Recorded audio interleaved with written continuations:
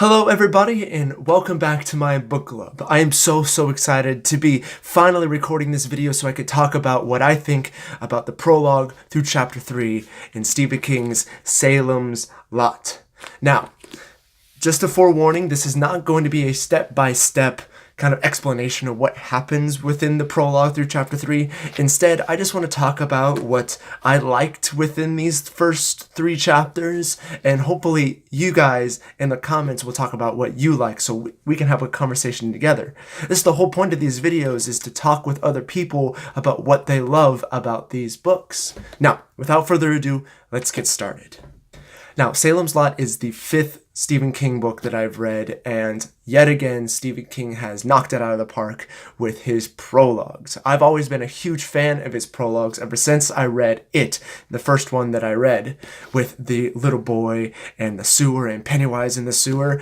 Stephen King just does an amazing job of setting up the creepiness of the novel right off the bat. He doesn't skip a beat. It's just creepy from the very first page. For this one, we're following 2 characters, a man and a boy. You don't know their relationship. They're just traveling across the country together. And that's what I really liked about it. You know, you don't know a lot about these characters. The little things you learn about them is that they're running away from Salem's Lot for whatever reason. And the only information you get about Salem's Lot is from this newspaper clipping that they read along the way. Now, I really liked this too because without even stepping foot in Salem's Lot, you still get a feeling of what this town is doing to people. There is some creepiness, there is some evil within this town. I have no idea what it is. I have a feeling based on the cover of the book. But you don't even have to be there, and Stephen King has already set up Salem's Lot as this evil presence in the book. Now, jumping forward to chapter 1, we meet our first main character, Ben Mears. I really liked him as a character. He seems passionate about what he does in all of his writings, and something is drawing him back to Salem's Lot, where he says that he spent a little bit of his childhood in.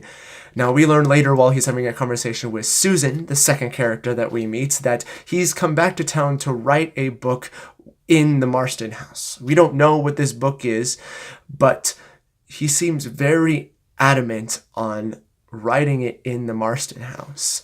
Now, in these 3 chapters, especially the 3rd chapter, I feel like Stephen King is just building the town as a character. From the newspaper clipping in the prologue to chapter 3 being literally a breakdown of what it's like living in Salem's Lot, the audience gets a feeling of dread, and especially with this Marston house sitting on top of the hill in this town, basically being the center point of this evil.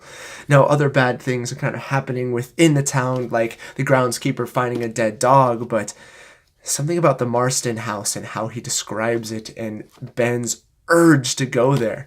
We even start getting backstory about the Marston house, about finding Mr. Marston and his wife dead in the house, Mr. Marston being hung from a banister, and his wife Birdie with her head blown off in the kitchen.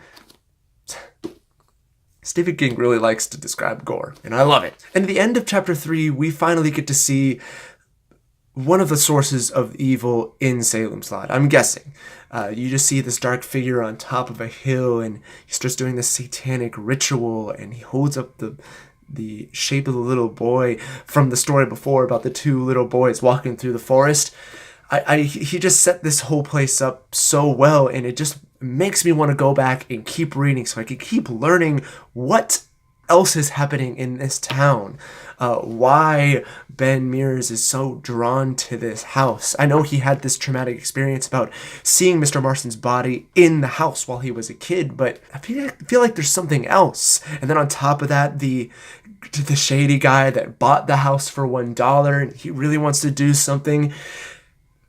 It's crazy. Again, this is the first 3 chapters, and Stephen King has already got all of this in emotion, and Salem's Lot is already feeling like a living, breathing city, and I cannot wait to dive back in and keep reading.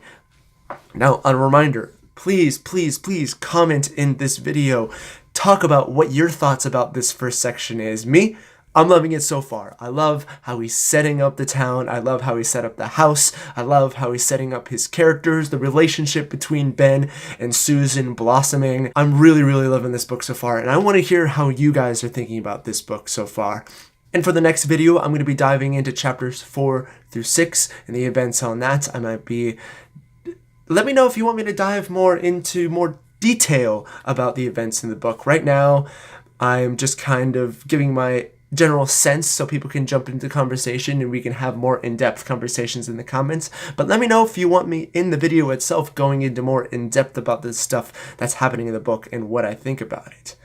Alright, thank you guys so much for tuning in today. I hope you guys have a great rest of your week. And I'll have my next video up for chapters 4 through 6 here in another week or so. So I hope you guys have a great time and keep reading. Bye.